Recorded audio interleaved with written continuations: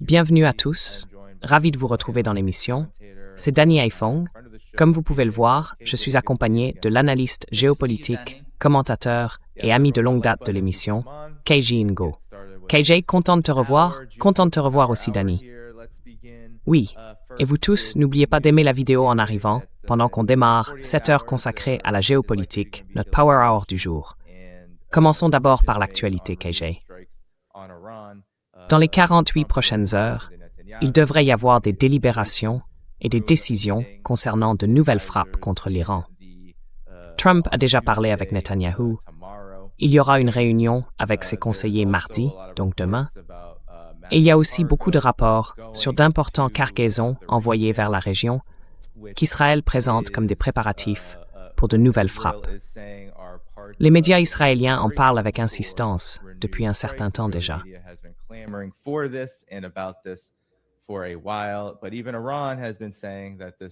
Mais même l'Iran dit que c'est probablement ce qui va se passer, malgré quelques allers-retours sur les discussions et sur les conditions. Les États-Unis ont déclaré qu'ils allaient alléger les sanctions pendant la période de négociation. L'Iran répond que ce n'est pas suffisant, KJ. Mais je suis curieux de savoir ce que vous en pensez. Il y a aussi le fait que, vous savez, l'Iran ne cède pas face aux menaces de Trump. Il continue de menacer l'Iran. Il va même jusqu'à publier sur les réseaux sociaux des messages qui ressemblent à des menaces d'invasion. Par exemple, sur Truth Social, il a posté une image où l'Iran semblait être envahi de tous les côtés. Il a tendance à être, disons, créatif, ou pas vraiment, avec l'intelligence artificielle sur Truth Social. Mais l'Iran ne recule pas, et je voudrais savoir ce que vous pensez de cette situation. Il y a beaucoup à dire, mais quelle est votre analyse, KJ?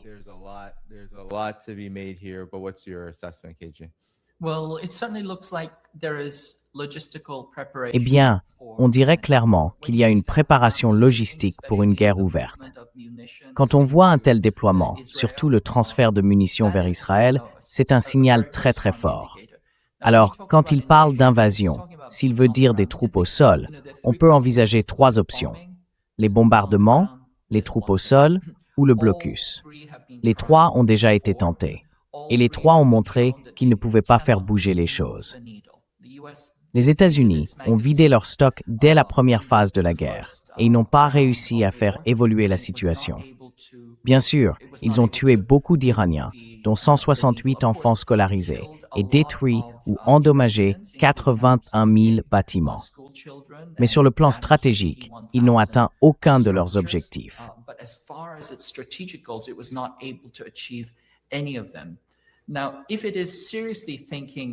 Alors, si on parle sérieusement d'envoyer des troupes au sol, il faut bien se rendre compte qu'il y a probablement au moins 200 000 membres des gardiens de la Révolution, plus environ 300 000 réservistes et encore plus de 300 000 soldats réguliers de l'armée iranienne.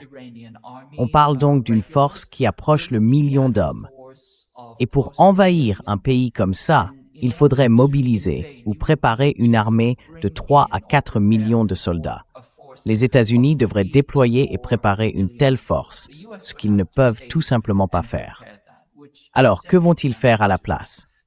Comme je l'ai dit, est-ce qu'on parle de bombardement, de blocus ou de troupes au sol? Des troupes au sol, en nombre significatif, ce n'est pas envisageable. Est-ce qu'il y aura des opérations spéciales, autrement dit, une guerre sale? C'est très possible. Il pourrait y avoir de petites attaques ciblées, des coups d'épingle, c'est tout à fait envisageable. Il pourrait aussi reprendre les bombardements, mais on a déjà vu que ça ne fonctionne pas. Et il y a en gros 6 raisons à cela.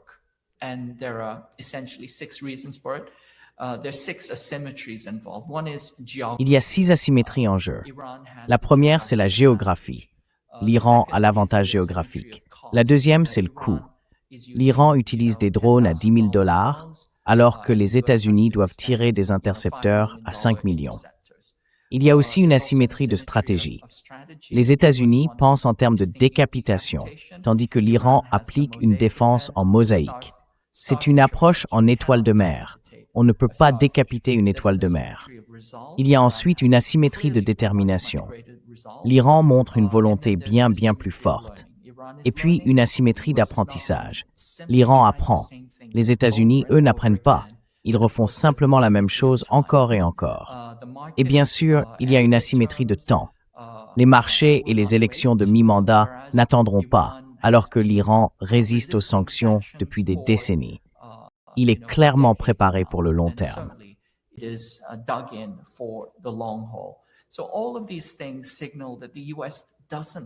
Tout ça montre que les États-Unis n'ont pas grand-chose de solide de leur côté. S'ils en avaient, ils l'auraient déjà fait. Donc la vraie question, c'est de savoir si les États-Unis envisagent d'utiliser l'arme nucléaire. Elbridge Colby, lui, est un grand partisan de cette idée. Il pense qu'il devrait y avoir une sorte de continuité entre le conventionnel et le nucléaire, qu'on devrait pouvoir recourir au nucléaire si c'est nécessaire pour mettre fin à une guerre de manière satisfaisante. C'est donc clairement une possibilité. Et quand on écoute le langage que Trump a utilisé, avec des phrases du genre « une civilisation va mourir », ce genre de propos extraordinaires, on se demande forcément si l'arme nucléaire n'est pas quelque part sur la table. C'est la question la plus dangereuse à laquelle on fait face en ce moment. Espérons que des esprits plus raisonnables l'emporteront.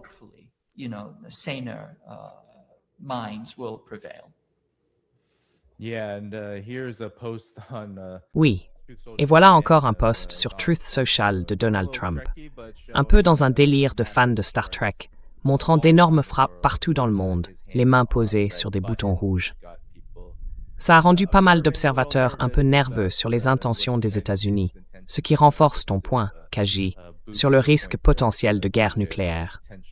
Tout ce remue-ménage, même s'il ne mène peut-être à rien pour l'instant, montre clairement un certain état d'esprit.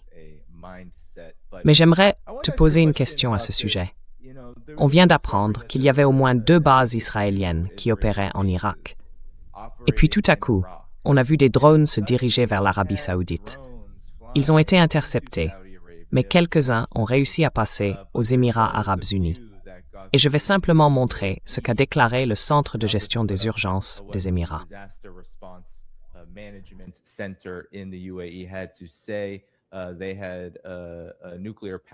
Ils ont eu un incendie dans une centrale nucléaire, provoqué par une frappe de drone. Les dégâts n'ont pas été énormes, mais ça dure depuis un moment, Kaji. Voici d'ailleurs l'annonce du ministère de la Défense en Arabie saoudite, qui parle de drones entrant dans leur espace aérien. D'habitude, l'Iran annonce quand il tire des drones ou des missiles, dans le cadre d'une opération plus large, comme on l'a vu pendant ces 5 semaines environ, à partir du 28 février.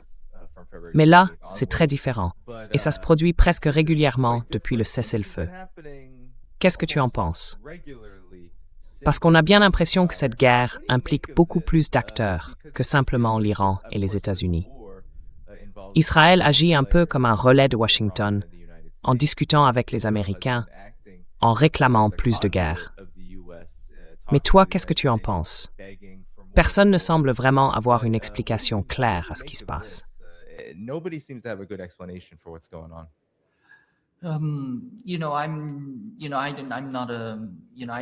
Vous savez, je n'ai pas d'informations internes sur ce qui se passe, mais il est clair qu'Israël veut accélérer et poursuivre la guerre. Et il se peut aussi qu'il utilise de fausses attaques sous faux drapeaux pour entraîner d'autres pays encore plus loin dans ce bourbier. Donc des attaques contre l'Arabie saoudite, contre le Qatar, Bahreïn, les Émirats arabes unis. Il faut se poser la question. Celles qui n'ont pas été revendiquées, est-ce qu'elles pourraient être liées à des opérations sous faux drapeaux israéliennes? Une autre question qu'on peut se poser, c'est que des pétroliers coréens ont été touchés dans le golfe d'Oman ou dans le golfe Persique.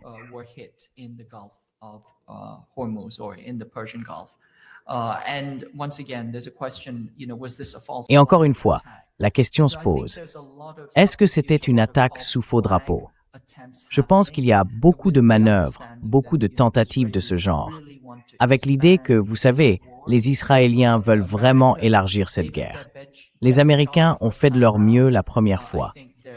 Mais je crois qu'il y a, au sein des États-Unis, dans l'élite dirigeante américaine, des factions qui ne sont pas vraiment enthousiastes à l'idée de recommencer.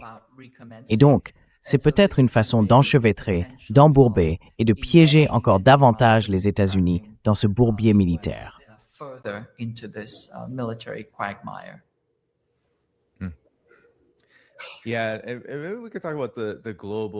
Oui, on peut parler maintenant des aspects mondiaux de tout ça, parce qu'on a l'impression d'être dans une sorte d'impasse. L'Iran ne recule pas, les États-Unis non plus. Personne ne cède rien. Et même quand il y a un geste, l'Iran n'a aucune raison d'y faire confiance. Mais en même temps, il y a cette réalité qui semble s'imposer, et pas forcément lentement. Le Financial Times a publié un article disant qu'on est à un point de bascule dans la crise énergétique mondiale, avec près de 80 pays qui mettent en place des mesures d'urgence parce que les réserves de pétrole sont en train de s'épuiser.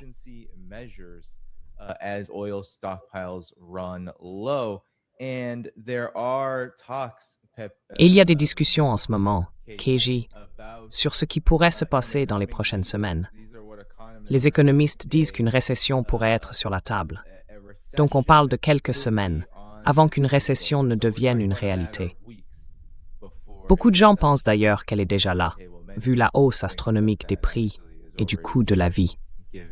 Mais vous, qu'en pensez-vous? Et quel impact cela pourrait-il avoir à l'échelle mondiale? Parce que, clairement, ce n'est pas quelque chose qui se liera aux États-Unis ou à Israël.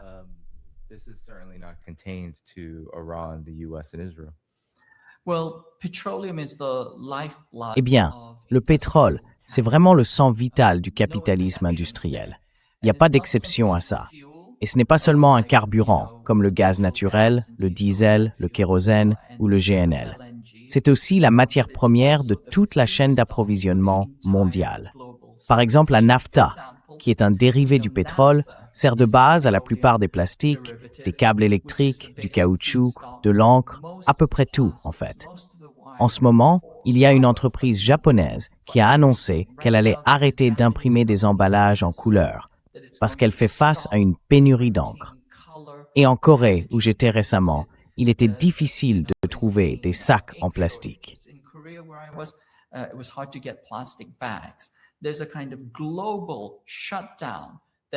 Il y a une sorte d'arrêt mondial qui approche très vite. Et ce que beaucoup de gens ne comprennent pas, c'est que tout ça avance à la vitesse d'un vélo. Les pétroliers partis avant le début de la guerre sont maintenant arrivés à destination, ou ils sont encore en mer. À partir de maintenant, on va vers un arrêt complet, total, avec déjà un manque d'environ 1 milliard de barils.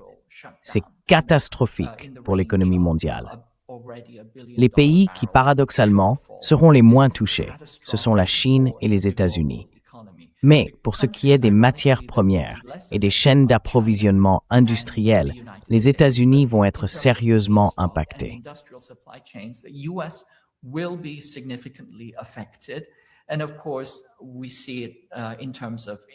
Et bien sûr, on le voit à travers l'inflation, la pression sur les marchés, les engrais et la sécurité alimentaire.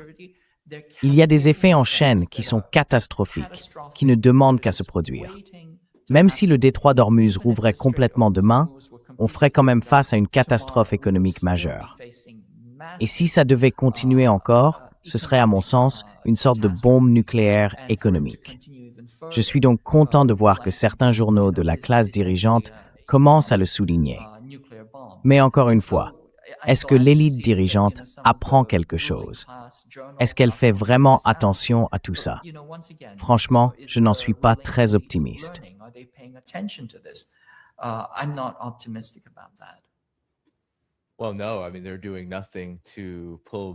Eh bien non. Je veux dire, ils ne font absolument rien pour freiner leur classe politique, leurs lieutenants qui gouvernent les États-Unis et d'autres pays, et qui continuent de pousser encore et encore pour une nouvelle guerre. Alors, Kaji, est-ce que ça ne pourrait pas être le cas? Et je pense que ça met aussi en lumière l'élite dirigeante ici. Que d'un côté, on a l'impression qu'il y a beaucoup d'inquiétudes. On a vu des néoconservateurs écrire là-dessus. Le principal d'entre eux, Robert Kagan, disant que cette guerre est perdue pour les États-Unis. Et pourtant, aucune action concertée pour vraiment arrêter ce qui se passe. Et on a quand même l'impression qu'il y a toujours cette sorte de guerre mondiale, où les États-Unis essayent d'éliminer toutes les alternatives à leur domination. Mais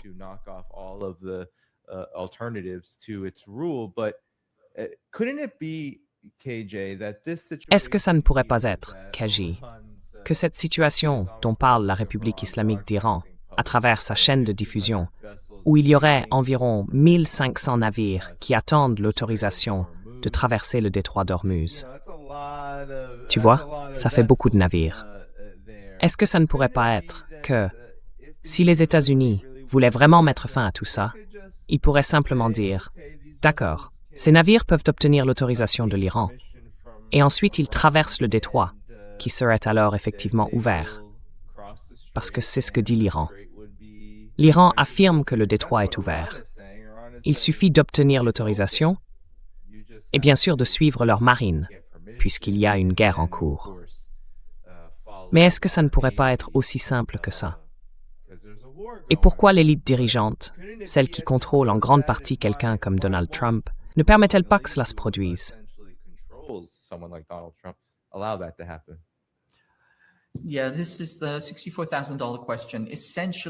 Oui, c'est la grande question, celle à 64 000 $. En gros, ils ne veulent pas montrer que l'Iran a gagné.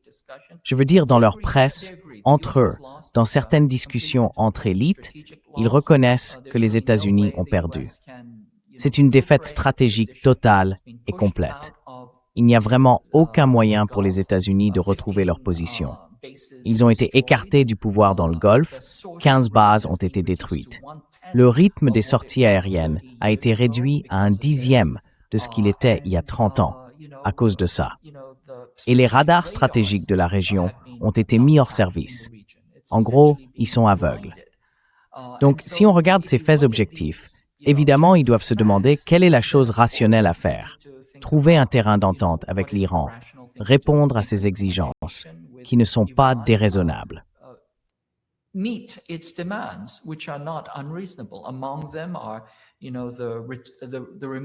Parmi ces points, il y a la levée des sanctions, des garanties de sécurité, des réparations, la restitution des fonds saisis par les États-Unis et bien sûr, le contrôle du détroit d'Ormuz. Alors, encore une fois, sans me répéter, le détroit d'Ormuz se trouve, enfin la moitié se trouve dans les eaux territoriales iraniennes, ce qui veut dire que l'Iran peut autoriser le passage en transit ou le passage inoffensif. Mais il a aussi, surtout en temps de guerre, le droit de le contrôler pour des raisons de sécurité. L'Iran a déclaré qu'il imposerait une taxe d'$1 par baril sur le transit. Ça représente environ 2 centimes par litre à la pompe. Vous préférez payer 2 centimes de plus par litre à la pompe ou bien $2 de plus, comme c'est le cas en ce moment?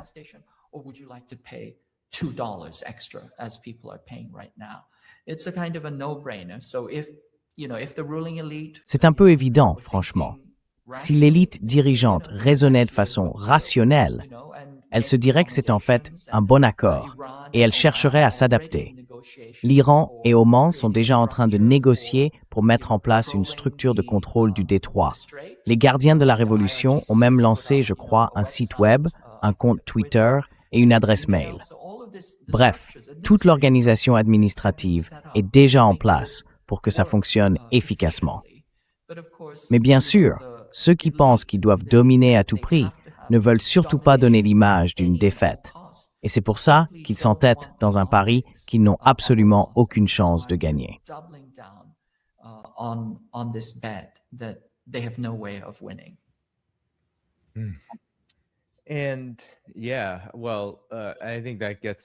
Oui. Alors je pense que ça nous amène à un point plus large qu'on peut aborder, à savoir qu'il y a aujourd'hui une idée selon laquelle les États-Unis se concentreraient vraiment sur le détroit d'Ormuz, en essayant de faire pression sur l'Iran, mais aussi de maintenir en pratique une sorte de blocus. L'idée, c'est que la hausse des prix du pétrole et des coûts profite en réalité aux compagnies pétrolières et aux financiers de Wall Street qui les soutiennent. Mais quelles sont les limites de tout ça, Kaji? Parce qu'il semble y en avoir beaucoup, surtout quand on parle d'une récession qui se profile. Quelles pourraient être ces limites, notamment à l'échelle mondiale? Si l'objectif, et c'est tout à fait plausible vu qui est Donald Trump, était simplement d'augmenter les profits le plus possible, le plus vite possible, pour ces grands monopoles pétroliers et les entreprises de gaz naturel liquéfié, alors même que l'économie mondiale dans son ensemble risque de surchauffer.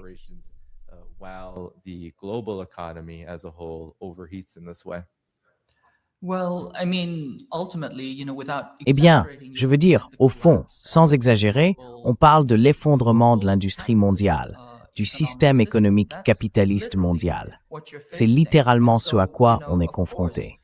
Alors oui, bien sûr, on peut vendre la corde, les balles ou les munitions, en tirer un profit, mais si tout ça finit par se retourner contre vous, c'est un échec total, un acte de folie. Pourtant, il ne semble pas raisonner comme ça. Une partie du problème, à mon avis, c'est que, par exemple, les négociateurs avec l'Iran sont en réalité des agents immobiliers. Et les gens de l'immobilier ne comprennent pas les chaînes d'approvisionnement. Or, le système économique moderne repose sur une chaîne d'approvisionnement complexe et très imbriquée.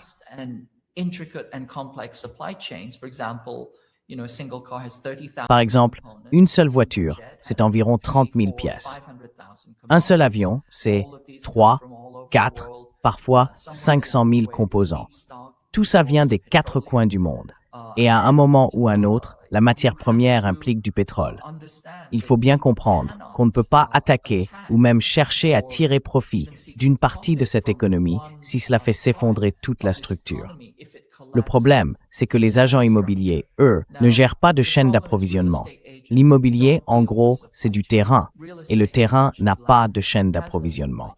Donc je pense qu'ils ne saisissent pas cette réalité. Alors, cette idée de bloquer le blocus ou de croire qu'ils peuvent faire un profit rapide parce que le prix du pétrole monte, c'est à mon avis un acte de folie pure et simple.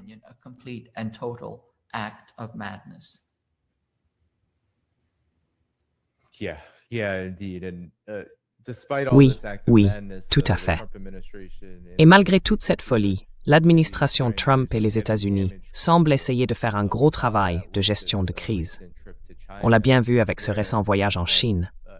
Au début, Marco Rubio et d'autres membres de l'administration ont déclaré, et même Mike Waltz, je ne sais pas si tu as vu ça, Mike Waltz a dit quelque chose comme « On l'a fait, on a forcé la Chine à céder sur l'Iran ». On avait vraiment l'impression qu'un des grands objectifs de ce déplacement en Chine, c'était de faire pression sur l'Iran. Mais ensuite, Trump a fini par emmener avec lui tout un groupe de dirigeants et de PDG des plus grands monopoles pour conclure des accords. Et les commentaires autour de ce voyage ont été très positifs, KG. Donald Trump, la Maison-Blanche a même publié ça sur X, de tous les endroits possibles. Quelle surprise!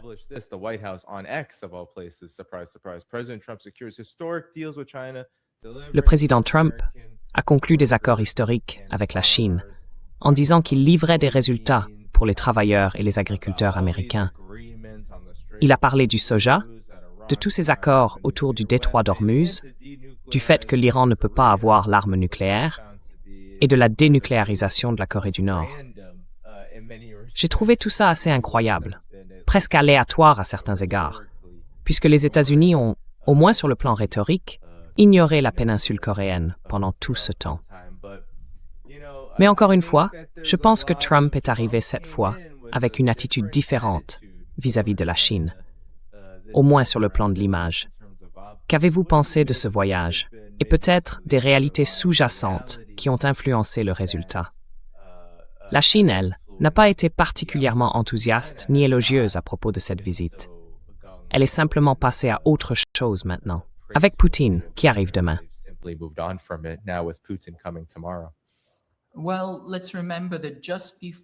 Rappelons que juste avant la visite de Trump, le ministre des Affaires étrangères, Araqchi, a rencontré son homologue Wang Yi à Pékin et ils ont publié une déclaration commune.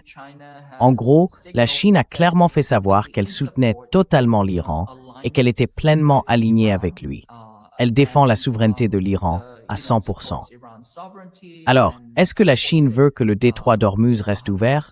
Oui, bien sûr. Elle souhaite que le détroit d'Ormuz reste ouvert. parce que c'est un besoin mondial pour tous les pays et pour toutes les économies. Donc si on regarde les choses sous cet angle, ce qui est très clair, c'est que Trump allait se rendre en Chine et qu'idéalement, il aurait aimé, disons, écraser l'Iran avant d'y aller, puis se rendre en Chine pour y formuler des exigences fortes.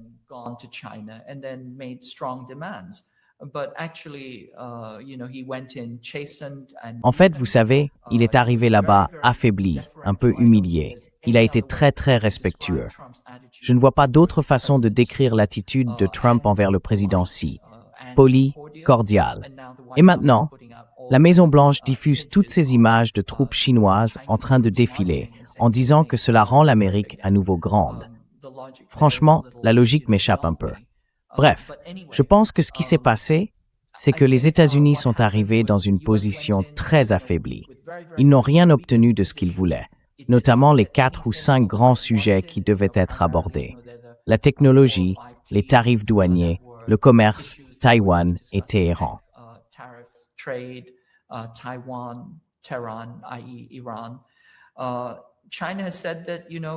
L'Iran.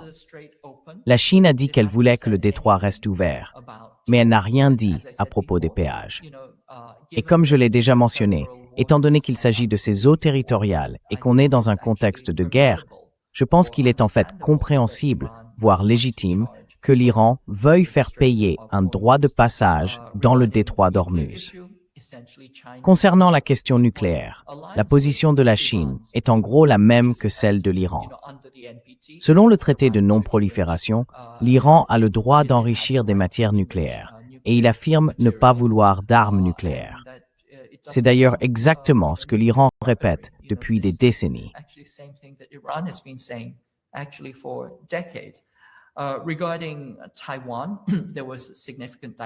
Concernant Taïwan, il y a eu une divergence importante. Juste avant la rencontre, en gros, la Chine a envoyé un message aux États-Unis. Si vous vous trompez sur Taïwan, nous serons en conflit. Et ce conflit pourrait être vraiment, vraiment grave pour le monde entier. Il faut réfléchir très sérieusement à votre position sur Taïwan. Trump, lui, semble rester prudent, contrairement aux néoconservateurs qui voudraient qu'il mette fin à toute ambiguïté stratégique. Et il a dit, vous savez, c'est à environ 15 000 kilomètres d'ici, c'est une sorte de police d'assurance, ils doivent payer la prime. Je ne sais pas si nous, on paiera l'assurance, et ainsi de suite.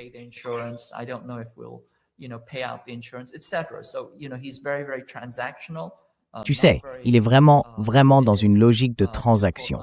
Pas très engagé, disons, à soutenir, entre guillemets, les sécessionnistes de Taïwan. Et ça, évidemment, rend les sécessionnistes très mécontents. En même temps, on sait aussi qu'il y a eu 13 milliards de dollars d'armes vendues récemment, l'an dernier. Et ça, c'est en plus de 20 ou 30 milliards supplémentaires qui sont encore en attente, parce qu'ils sont déjà dans le pipeline. Donc, c'est un double jeu. En fin de compte, ce que ça veut dire, c'est que l'élite dirigeante veut toujours la guerre avec la Chine. L'Iran, en réalité, n'était qu'une distraction.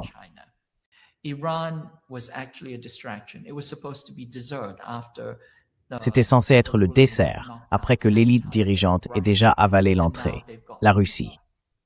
Et maintenant, eh bien, ils se sont embourbés dans les deux. Donc forcément, ils ne sont pas contents. Mais l'élite dirigeante veut toujours la guerre avec la Chine. Ils ont récemment publié ce qu'ils appellent l'analyse DIME, pour diplomatie, information, militaire et économie. En gros, ils disent que la Chine a pris l'avantage sur les États-Unis, que les États-Unis ont perdu, qu'ils sont affaiblis. Et les recommandations qui en sortent, si on regarde du côté du CSIS, c'est qu'ils disent, en gros, il faut redoubler d'efforts, se préparer encore plus sérieusement à une guerre avec la Chine.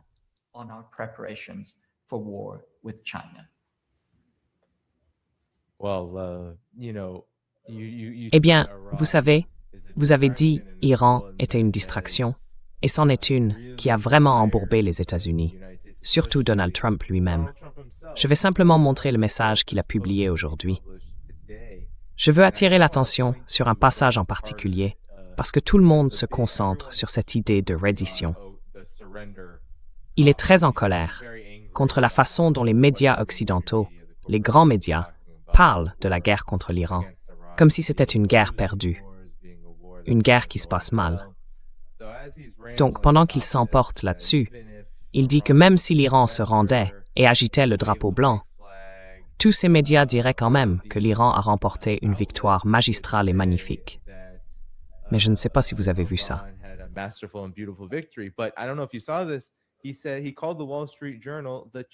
Il a dit qu'il appelait le Wall Street Journal le China Street Journal. Et je pense que, d'une certaine manière, quand on parle de distraction, Kaji, on a l'impression que l'administration américaine est elle-même empêtrée dans sa propre distraction. C'est ce qui explique, sans doute, pourquoi la Chine n'est plus vraiment à la une, et pourquoi ce voyage et la façon dont l'administration a parlé de la Chine étaient très différents de ce que tu viens de mentionner. Le CSIS et d'autres continuent pourtant à pousser vers la guerre. Mais certains commentateurs, Kaji, disent qu'on entre peut-être dans une période où les attaques réflexes contre la Chine à Washington appartiennent en grande partie au passé, comme si on était maintenant dans la phase d'acceptation des 5 étapes du deuil. Vous êtes d'accord avec ça?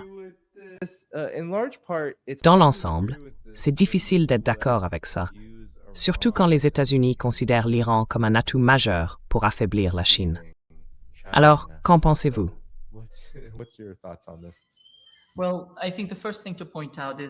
Eh bien, je pense que la première chose à rappeler, c'est que les 5 étapes de Kübler-Ross ne sont pas vraiment linéaires. Donc, il faut s'attendre à plus de déni, plus de colère, plus de marchandage, plus de supplications, et ainsi de suite, dans un va-et-vient constant. À mon avis, on n'a pas fini d'en voir. On va encore passer par de nombreux cycles de ce genre. Ce qu'on peut remarquer, c'est qu'il y a une sorte de division au sein de l'élite impériale dirigeante. Certains cherchent davantage à composer, à trouver un terrain d'entente, que ce soit sincère ou simplement une façon de gagner du temps, parce qu'ils calculent froidement qu'il leur faudra encore 3, 5, voire 10 ans pour se préparer correctement à une guerre contre la Chine. Ou bien parce qu'ils ont vraiment changé d'état d'esprit, comme si le carnivore était devenu végétarien. Ça, on ne le sait pas encore. Mais il reste un noyau dur, bipartisan, un groupe de faucons dont toute la vie tourne autour de l'idée d'attaquer et d'accélérer la marche vers la guerre contre la Chine.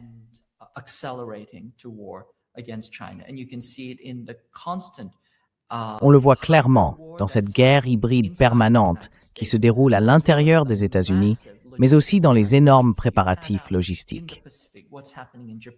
Si on prend un peu de recul et qu'on regarde du côté du Pacifique, ce qui se passe au Japon, en Corée, aux Philippines, les exercices Balikatan, la militarisation agressive menée par Takaichi et les menaces d'ingérence à Taïwan, tout cela montre que d'un point de vue global, une grande partie de l'élite impériale dirigeante reste profondément attachée à la logique de guerre.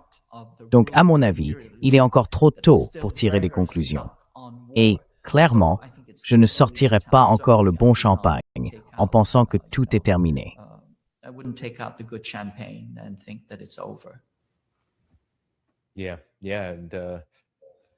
Oui, oui. Et en grande partie, il y a aussi beaucoup de jeux politiques là-dedans. Je ne sais pas si tu as vu ce que la soi-disant...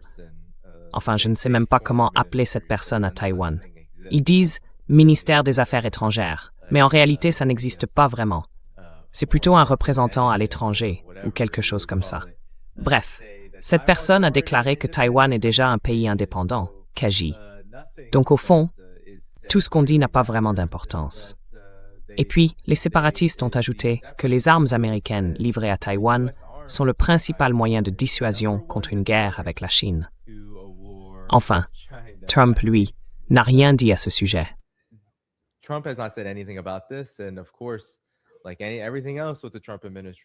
Et bien sûr, comme pour tout le reste avec l'administration Trump, on pourrait attendre des semaines, voire des mois, avant de voir une action concertée sur ce genre de sujet. En général, on a vu que les États-Unis ne tiennent pas leurs engagements, même quand il s'agit de promesses floues, comme par exemple celle de traiter la question des ventes d'armes à Taïwan. Rien n'a changé. On a vu la même chose avec la Russie. Des drones ukrainiens survolent Moscou. Et les États-Unis n'ont pas reculé non plus, parce que cette technologie n'existerait pas sans leur coopération. Alors, qu'en pensez-vous?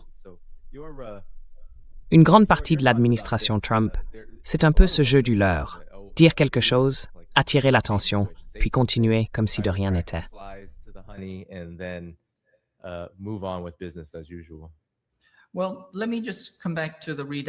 Bon, laissez-moi revenir un instant sur les comptes rendus et ensuite je parlerai de Taïwan. Vous savez, encore une fois, si on regarde ces comptes rendus, il n'y a rien sur les terres rares, alors que c'était en fait un point central que beaucoup pensaient que Trump allait aborder.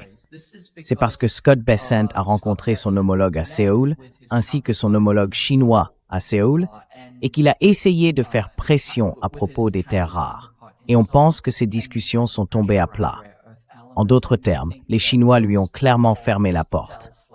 En ce moment, l'industrie américaine est au régime et le complexe militaro-industriel américain est carrément en jeûne quand il s'agit de terres rares. Donc, au fond, ce n'est qu'une question de temps avant que, vous savez, les stocks ne soient complètement épuisés.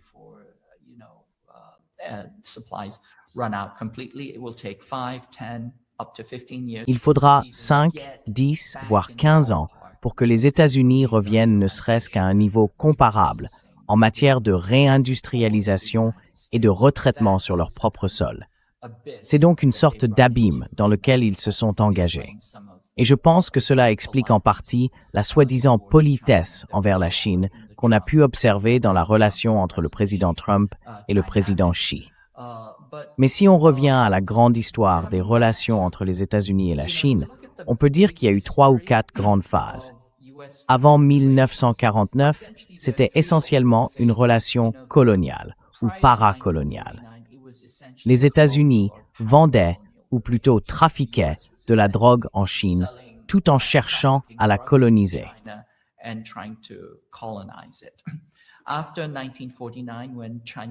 Après 1949, quand la Chine s'est levée et est devenue la République populaire de Chine, on a connu une période d'environ 2 décennies de guerre ouverte et de guerre sale. Il y a eu la guerre de Corée, il y a eu Taïwan, il y a eu la Birmanie, puis cela a évolué vers des guerres sales au Tibet et sur la frontière birmane. Ensuite, toute la guerre du Vietnam et de l'Asie du Sud-Est a été, en réalité, une guerre par procuration contre la Chine. Donc, on parle d'environ 20 ans de guerre. Puis à partir de 1980 jusqu'à 2007 environ, il y a eu une sorte de phase de prudence ou de détente où les États-Unis ont essayé d'utiliser le soft power pour affaiblir la Chine et l'absorber. Un peu comme ce qu'ils avaient prévu et tenté avec l'Union soviétique. Ils s'attendaient à ce que la Chine s'effondre. C'était donc la phase d'effondrement ou d'absorption.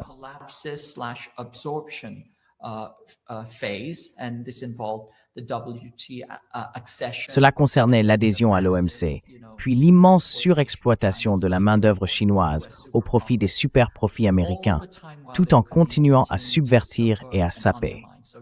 Pendant cette période, on a aussi vu la tentative de changement de régime, celle de Tiananmen. On a vu la subversion se poursuivre au Tibet, l'utilisation de Taïwan et les débuts d'une campagne de terreur au Xinjiang. En 2007, tout a basculé parce que la Chine, qu'on disait vouée à s'effondrer, a été le seul pays à rester debout après l'effondrement du système financier mondial. Toutes les élites impériales occidentales et leurs économies se sont écroulées. Elles ont dû aller main dans la main avec la Chine pour demander de l'aide. Et la Chine a été le seul pays à tenir le coup.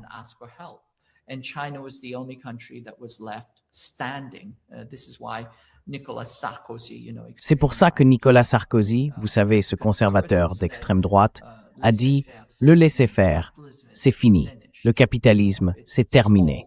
Tout ça, c'est fini. » Et la Chine, elle, était la seule encore debout.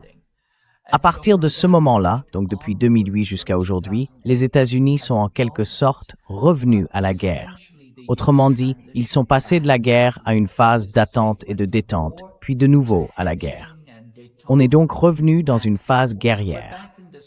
Et les faucons, qui étaient restés en sommeil pendant la période d'attente, se sont alliés aux libéraux qui s'attendaient à une sorte d'effondrement, avec une doctrine un peu collapsiste, d'absorption. Et ensemble, ils ont formé cette nouvelle classe néoconservatrice centrée sur la guerre cinétique.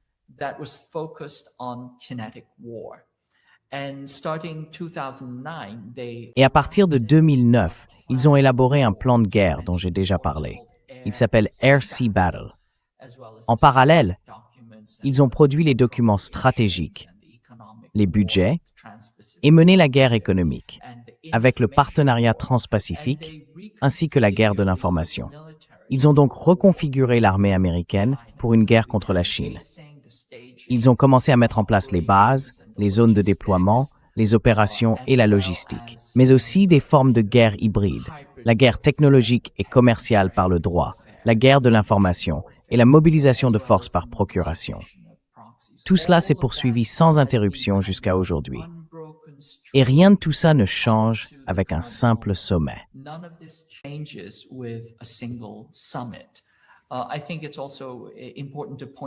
Je pense qu'il est aussi important de souligner, en fait je dirais même que c'est essentiel, que la doctrine de guerre que les États-Unis ont déclenchée contre l'Iran est en réalité la même doctrine qu'ils ont prévue pour la Chine. Autrement dit, la stratégie dite Air-Sea Battle vise à la fois la Chine et l'Iran. Si on regarde les documents, on voit clairement qu'ils ont été directement ciblés, l'un comme l'autre. Cette doctrine repose sur l'aveuglement et la décapitation des forces adverses. Or, l'Iran a montré que ce n'était pas possible, même face à une puissance de second rang. Vous savez, l'Iran est la 16e puissance militaire mondiale. Les États-Unis, eux, sont la première.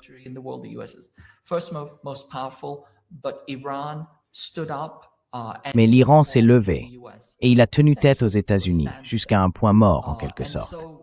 Et donc c'est très clair que la stratégie Air-Sea Battle, qui vient de la doctrine Air-Land Battle, qu'on appelle familièrement le choc et effroi, trouve en réalité son origine dans la doctrine militaire israélienne de la guerre du Kippour. C'est la décapitation, la surprise, la perfidie, le coup bas.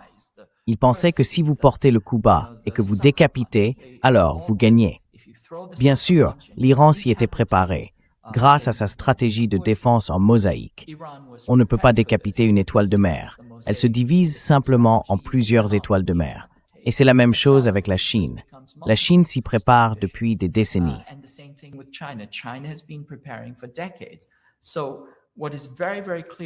Ce qui est très très clair, c'est que si on regarde tout, les signaux, la doctrine, la logistique, si on fait tous les calculs, si on observe les faits objectifs, il est évident que les États-Unis ne peuvent pas et ne devraient pas entrer en guerre avec la Chine, parce qu'ils n'ont tout simplement aucun moyen de la gagner. Et pourtant, ils continuent à suivre cette voie insensée. Ce qui est le plus frappant, comme je l'ai déjà dit, c'est cette énorme escalade des exercices militaires, tout récemment encore aux Philippines, les exercices Balikatan, l'utilisation de pays comme le Japon et la Corée du Sud comme intermédiaires, et bien sûr les Philippines et Taïwan, qui deviennent à leur tour de nouveaux relais, un peu comme l'Ukraine, à qui l'on confie le soin de mener la guerre. Et puis, il y a cette escalade rhétorique continue, comme je l'ai mentionné, cette guerre hybride qui se poursuit, y compris la guerre de l'information et cette diabolisation constante des Chinois sur le sol américain.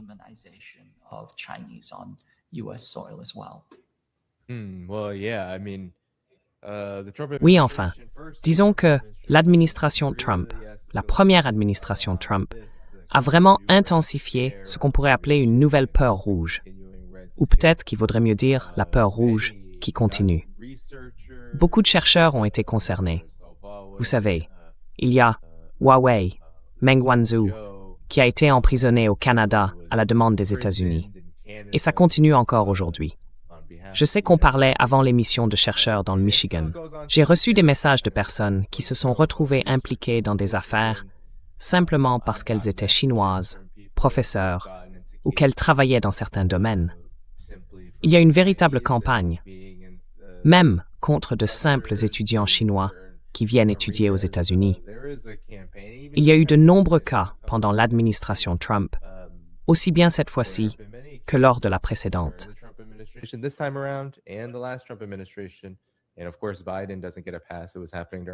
Et bien sûr, Biden n'est pas épargné. Ça se passait aussi sous Biden. Mais dans l'ensemble, c'est une politique de harcèlement. Et tout ça repose sur la même idée. La Chine reste une menace. Et pour revenir à ton autre point sur les proxys, regardons ce que les États-Unis font maintenant avec les Émirats arabes unis. Les Émirats ont toujours été un proxy américain, mais aujourd'hui, l'administration Trump se sent très enhardie. Avec toute la région en feu, elle pousse les Émirats à se mettre en avant comme principal proxy non israélien, comme partenaire non israélien dans des actes de criminalité de guerre. Tu as un commentaire là-dessus, Kaji? J'ai vraiment l'impression qu'on est face à un paysage de guerre mondiale, où toutes ces pièces sont liées entre elles. Elles ne sont pas séparées.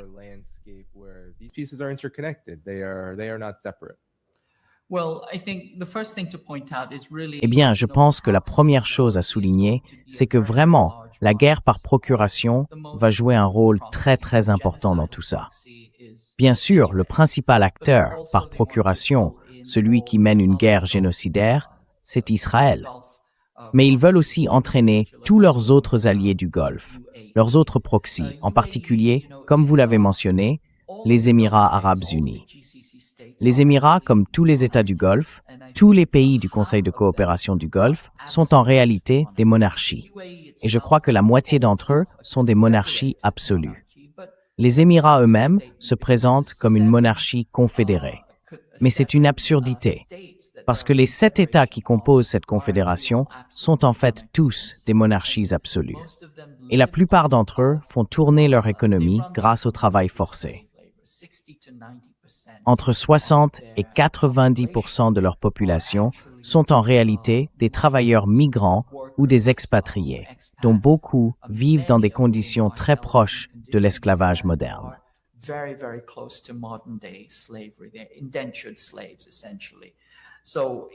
Ce sont en réalité des esclaves sous contrat. Donc, sur le plan de leur économie politique, non seulement ils n'ont aucune légitimité, mais ils n'ont même pas de véritable fondement. À l'intérieur de tout ça, les Émirats arabes unis sont composés de 7 États que les Britanniques appelaient autrefois les États de la trêve.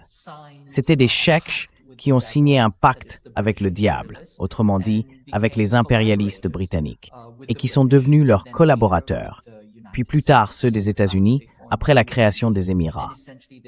En gros, ils servent de base d'opération, de relais, et aussi de dictatures qui ont écrasé les mouvements de libération nationale, surtout les mouvements islamiques et islamo-socialistes qui réclamaient plus d'indépendance. Ce sont donc ce genre de petites dictatures fantoches sur lesquelles les États-Unis se sont appuyés.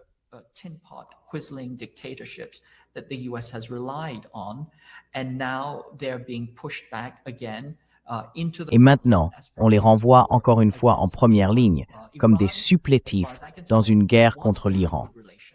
L'Iran, d'après ce que je peux voir, cherche à entretenir de bonnes relations avec tous ces pays. Mais certains d'entre eux sont clairement des acteurs agressifs, perfides et hostiles envers l'Iran. Donc on verra bien comment les choses évoluent, mais je m'attends à une expansion beaucoup plus large, beaucoup plus horizontale, et à une dévastation bien plus importante sur toute la côte du Golfe, dans les États du Conseil de coopération du Golfe, si la guerre repart à la hausse. Concernant cette espèce de nouvelle peur du rouge, cette chasse aux sorcières qu'on voit revenir, on est complètement replongé dans une logique macartiste, comme dans les années 50. On en est revenu là. Et aujourd'hui, on entend même l'expression « faire de la recherche en étant chinois ». Si vous êtes chercheur d'origine chinoise, vous devez vous attendre à voir la porte de votre labo défoncée et à être arrêté.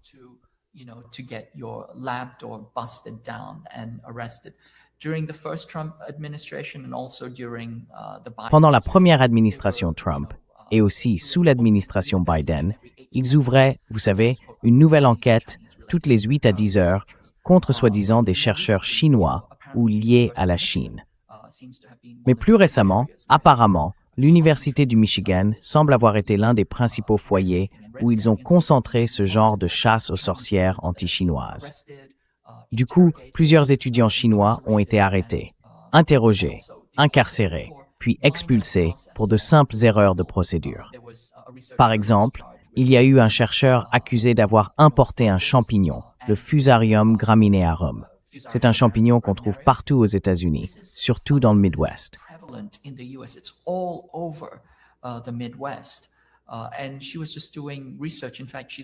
Et elle faisait simplement de la recherche.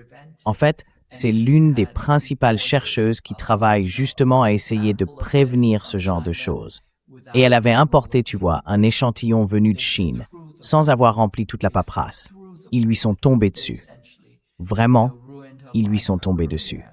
Ils ont en gros détruit sa vie, sa carrière, et même, tu vois, son équilibre mental. Et ils ont fait la même chose avec de nombreux, très nombreux chercheurs et étudiants chinois.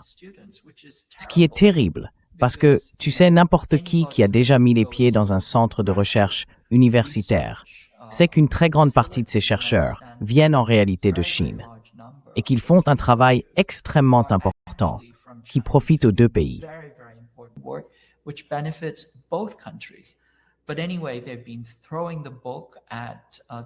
Bref, ils s'en prennent vraiment à ces chercheurs. L'Université du Michigan semble très contente de collaborer et de faciliter tout ce processus, sans comprendre que la Chine commence en réalité à réagir. Elle a rédigé ses lois de contre-sanctions qui disent que si vous persécutez arbitrairement et de manière excessive nos intérêts ou nos citoyens, nous nous donnons le droit de prendre des contre-mesures. Donc, je pense que l'Université du Michigan s'engage en fait dans une bataille géostratégique dont elle ne mesure ni l'ampleur ni les risques. Mais bon, elle reste très fière de sa collaboration.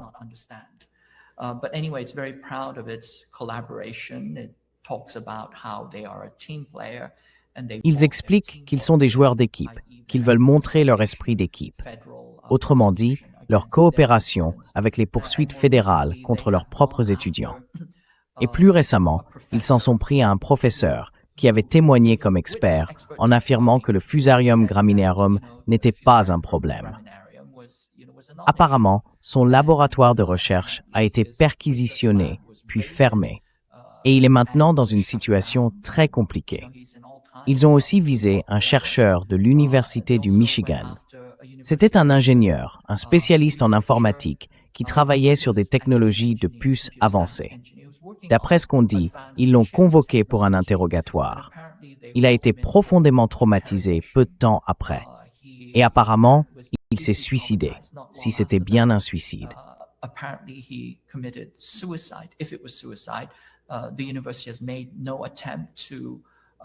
L'université n'a fait aucune tentative pour enquêter ou examiner la question. Mais il faut dire, aujourd'hui, faire de la recherche en étant chinois est devenu extrêmement dangereux, aussi bien pour les chercheurs chinois et asiatiques que pour les universitaires et professeurs intègres qui les soutiennent.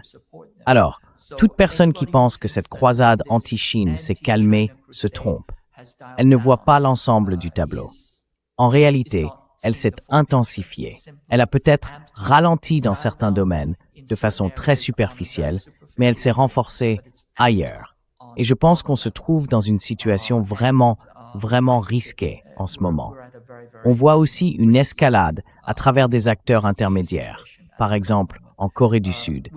Et je peux en parler davantage si vous le souhaitez.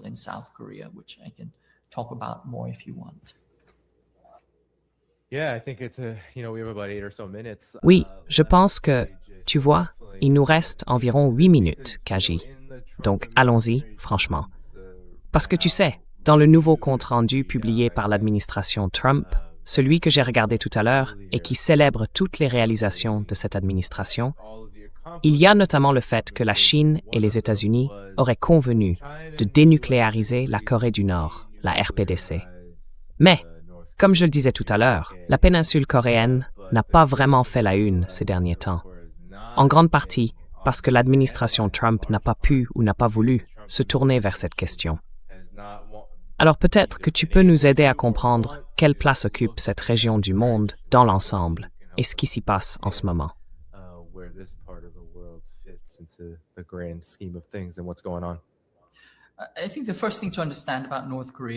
Je pense que la première chose à comprendre à propos de la Corée du Nord, c'est que la Corée du Sud a été séparée de la Corée du Nord.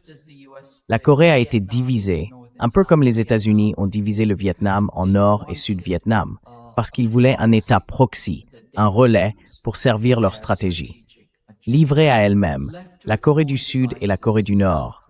En fait, la Corée avait été un pays unifié pendant plus de 13 siècles.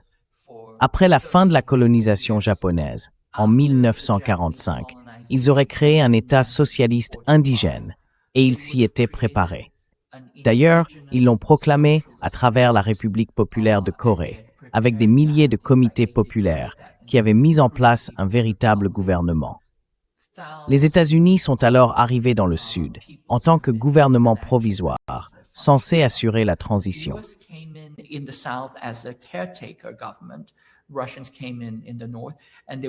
Les Russes sont arrivés par le Nord, et ils étaient censés simplement rendre le pays aux Coréens après avoir chassé les Japonais. Mais à la place, les États-Unis ont mis en place un gouvernement fantoche, un régime de substitution.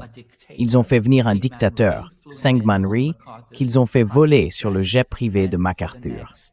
Et pendant 12 ans, ils ont instauré une dictature absolue, mené la guerre, séparé les Coréens du Nord et provoqué ce conflit fratricide. Puis, en 1960, quand Syngman Rhee a été renversé après une révolution populaire, les États-Unis ont soutenu le dictateur suivant, Park Chung-hee. En 1961, il a obtenu le feu vert du gouvernement Kennedy et il est resté dictateur pendant encore 18 ans, jusqu'en 1979. J'y reviendrai dans un instant. Mais en résumé, la Corée a été utilisée comme une base américaine.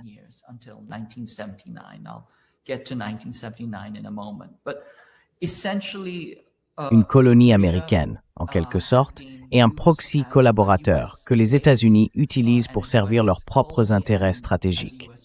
Par exemple, chaque fois qu'ils perdent une guerre, ils envoient des troupes coréennes pour faire le travail de nettoyage militaire. Pendant la guerre du Vietnam, alors que les États-Unis étaient en train de la perdre, ils ont envoyé des soldats coréens. En 1972, les troupes coréennes étaient 2 fois plus nombreuses que les troupes américaines au Vietnam. Au total, entre 320 et 340 000 soldats coréens ont servi là-bas. Pendant la guerre d'Irak, puis celle d'Afghanistan, les Coréens étaient aux côtés des Américains dès le tout début. Les États-Unis ont donc toujours utilisé les troupes coréennes comme chair à canon pratique et comme force militaire de substitution. Et il est très clair qu'ils envisagent d'utiliser la Corée comme proxy, peut-être dans une guerre contre l'Iran.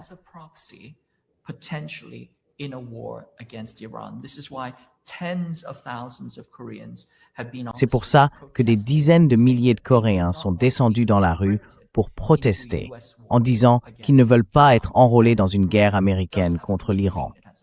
Et la Corée a bien un service militaire obligatoire. Il est long, d'ailleurs. Ce service existe en grande partie parce que les États-Unis veulent de la chair à canon pour leur propre guerre. Dans ce contexte, la Corée du Nord s'est construite comme un État qui résiste à la domination impériale, et elle s'est dotée d'une dissuasion nucléaire. Le budget militaire nord-coréen tourne probablement autour de 2 milliards de dollars, peut-être un peu plus. C'est à peu près un quart ou un cinquième du budget de la police de New York. C'est même moins que ce qu'a gagné Taylor Swift avec sa dernière tournée. Enfin, les revenus générés par cette tournée. The revenue generated from Taylor Swift's tour. So they are not a threat to the United States. Donc, ils ne représentent plus une menace pour les États-Unis. Ils disposent d'une dissuasion nucléaire parce qu'ils savent que c'est la seule façon pour eux de survivre. Ils ont vu ce qui est arrivé à Kadhafi, à la Syrie et à tous les autres pays qui n'avaient pas cette arme, y compris, comme on le voit ici, l'Iran. Donc oui, ils cherchent à se défendre. Mais la Corée du Nord a toujours servi de prétexte à l'agression américaine contre la Chine depuis 1950. La guerre de Corée, à la base, c'était déjà une tentative d'attaquer la Chine. Dans ce contexte, les États-Unis et la Corée du Sud ont toujours voulu désarmer la Corée du Nord. Et sans arrêt, ils ont essayé de manipuler des traités en faisant semblant de vouloir la normalisation et la désescalade. they want normalization and de-escalation.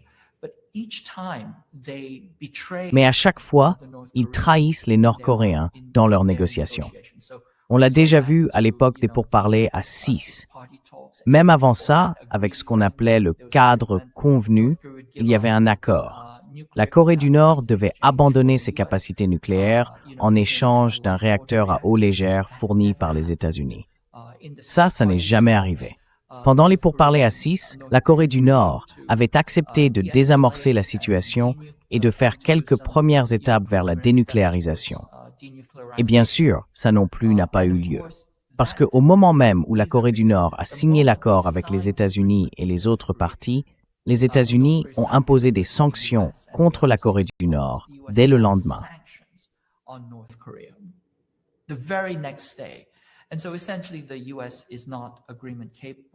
En gros, les États-Unis ne sont pas capables de conclure un accord, que ce soit avec la Corée du Nord ou, à vrai dire, avec le reste du monde. Pourtant, ils gardent cette espèce d'ambition un peu vaine, l'idée qu'ils vont soi-disant démilitariser la Corée du Nord et en faire une sorte de prolongement de la Corée du Sud. Mais les Nord-Coréens n'en veulent absolument pas. Ils ont clairement dit qu'ils ne cherchaient plus la réunification avec le Sud. Ils se présentent désormais comme des égaux sur le plan politique et diplomatique. Et en même temps, ils restent extrêmement, mais alors extrêmement méfiants. Donc, à mon avis, tout ça a été ajouté un peu à la dernière minute, presque comme une réflexion de fin. Je ne pense pas que les États-Unis soient vraiment sérieux quand ils parlent de désescalade avec la Corée du Nord.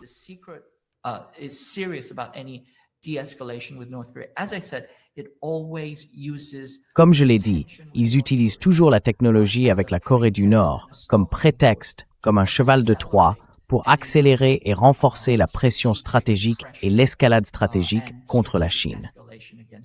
Donc c'est un peu une impasse, mais ils le ressortent à chaque fois, parce que c'est un cliché qu'ils aiment bien utiliser. En ce moment, le président actuel, Lee Jae-myung, n'est pas vraiment favorable au projet américain. Le président avant Yoon Suk-yeol, lui, c'était pratiquement Monsieur American Pie. Il a même chanté cette chanson à la Maison-Blanche.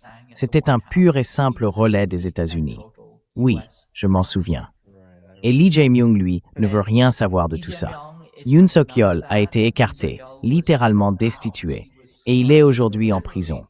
C'est un schéma qu'on retrouve souvent dans l'histoire entre les États-Unis et la Corée.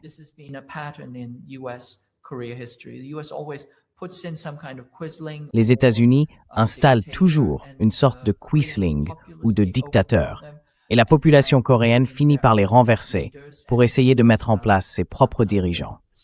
Et ensuite, les États-Unis montent une manœuvre, un changement de régime ou un nouveau coup d'État, et ainsi de suite. C'est un schéma qui se répète sans cesse dans l'histoire de la Corée, un peu comme ça s'est produit, par exemple, dans l'histoire de l'Iran. Et aujourd'hui, Lee Jae-myung, parce qu'il n'est pas très malléable et qu'il semble défendre les intérêts souverains de la Corée du Sud, subit en réalité beaucoup de pression de la part des néoconservateurs alliés aux États-Unis, ainsi que de la classe néoconservatrice sud-coréenne alliée à Washington. C'est cette classe de quisling qui a toujours collaboré, d'abord avec les Japonais, puis avec les Américains. Et donc, vous savez, il y a eu, aujourd'hui ou peut-être hier, l'accord d'ordonnance. Ce n'est un scandale.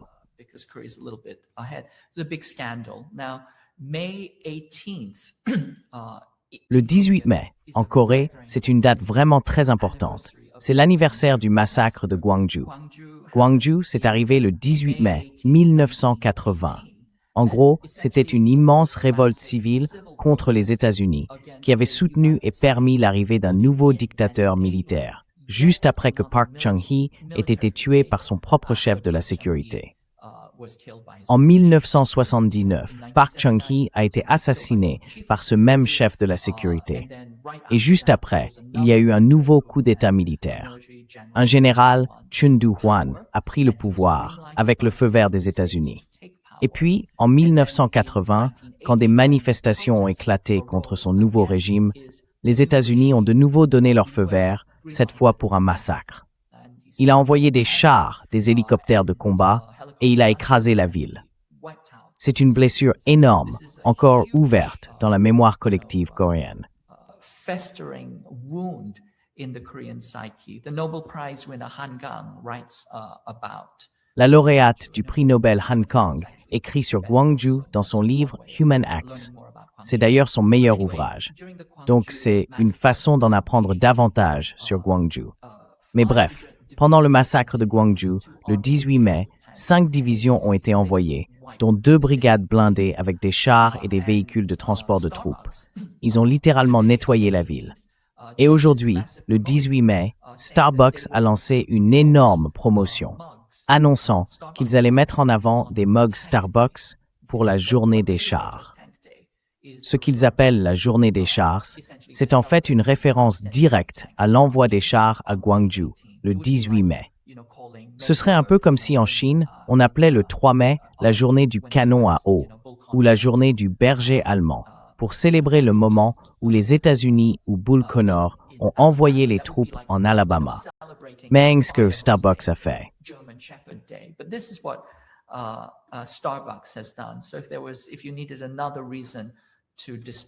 Alors, si vous aviez besoin d'une raison de plus pour détester Starbucks, en voilà une. Il représente cette classe d'extrême droite, ultralibérale, alignée sur les États-Unis, qui se moque de l'oppression et des massacres subis par les Coréens. Apparemment, le PDG a été renvoyé à cause de ça.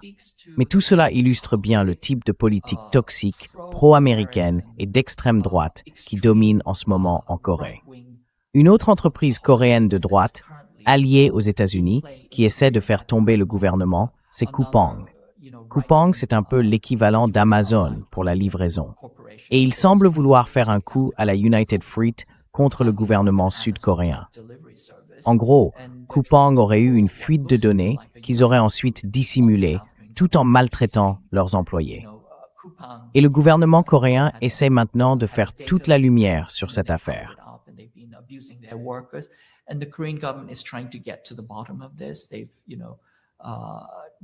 Ils ont essayé d'enquêter là-dessus, mais Coupang a en gros fait pression sur des responsables politiques américains pour qu'ils disent au ministère de la Justice coréen qu'il ne peut pas enquêter sur Coupang et que l'entreprise bénéficie d'une immunité totale.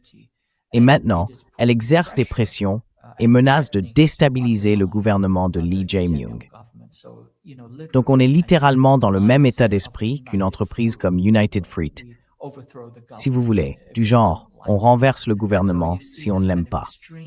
On voit donc ce type d'ingérence extrême, venue de la droite néolibérale et des grandes entreprises, dans l'économie et la politique intérieure de la Corée. Et tout cela avec l'idée qu'on cherche encore à forcer la Corée à jouer un rôle de proxy, de chair à canon, pour les guerres américaines contre la Chine et pour d'autres guerres par procuration à l'étranger.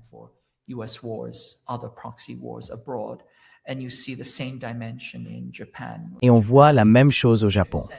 Le Japon est en quelque sorte le parfait vassal, le parfait proxy.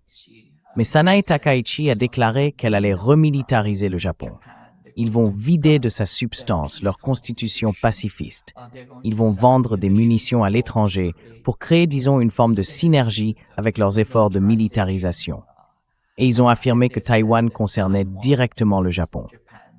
C'est donc quelque chose d'assez extraordinaire, une escalade vraiment remarquable en Asie de l'Est. Juste un dernier commentaire. Cette déclaration selon laquelle Taïwan serait indépendante, c'est une mauvaise interprétation de la BBC. La porte-parole a dit que la République de Chine était indépendante.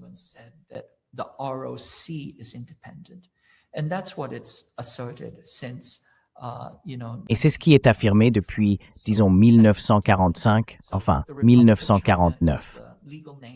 La République de Chine, c'est le nom officiel de l'île de Taïwan, des autorités provinciales de Taïwan. Et eux, ils disent en gros qu'ils sont différents et indépendants. En réalité, ils revendiquent tout le territoire chinois, y compris le continent. Donc c'est une approche complètement différente de celle que la BBC ou l'Occident préfèrent adopter. Mais bon, tout ça pour dire que la situation s'échauffe en Asie de l'Est. Et il ne faut pas se laisser tromper par une petite désescalade sur un front, parce qu'il s'agit d'une guerre stratégique à plusieurs fronts, et ça continue de s'intensifier ailleurs en même temps. with multiple fronts, and it's just heating up on other fronts at the same time. I think that's a great place to conclude, KJ. Je pense que c'est un excellent moment pour conclure, Kaji. Des détails incroyables, vraiment. N'oubliez pas, bien sûr, de cliquer sur le bouton « J'aime » avant de partir. Je vais juste afficher les commentaires et les super chats pour remercier Kaji et moi-même. Merci beaucoup à Servant of the Most High pour ces 2 messages et super chats. C'est vraiment très apprécié. Sans plus attendre, je veux juste rappeler à tout le monde de cliquer sur « J'aime » avant de quitter. Vous pouvez aussi soutenir l'émission via les liens dans la description, Patreon, Substack et bien d'autres. KJ, un dernier mot avant que je mette fin au direct? Before I hit end stream here. Now, I'm just going to sound like a broken record. Je vais sans doute me répéter, mais franchement, on est dans une situation dangereuse. Et il faut vraiment tout faire, tout ce qui est humainement possible, pour éviter une nouvelle escalade vers la guerre. Pas seulement en Asie de l'Ouest, mais aussi en Asie de l'Est et partout ailleurs. East Asia and everywhere else. Yes, we are looking at a global Oui, war. on parle bien d'une guerre mondiale. Certains disent la 3e guerre mondiale. Peu importe le nom qu'on lui donne, elle a clairement une dimension mondiale. Et demain, je serai de retour. Vladimir Poutine va bientôt se rendre en Chine. Je serai en direct demain à 13h, heure de la côte Est, avec Larry Johnson et Carter Lawrence Wilkerson. 13h, heure de l'Est, pour parler de tout ça et de bien d'autres sujets. Sans plus attendre, avant de partir, mettez un petit j'aime. À demain, salut! Everyone, hit the like button before you go. See you tomorrow.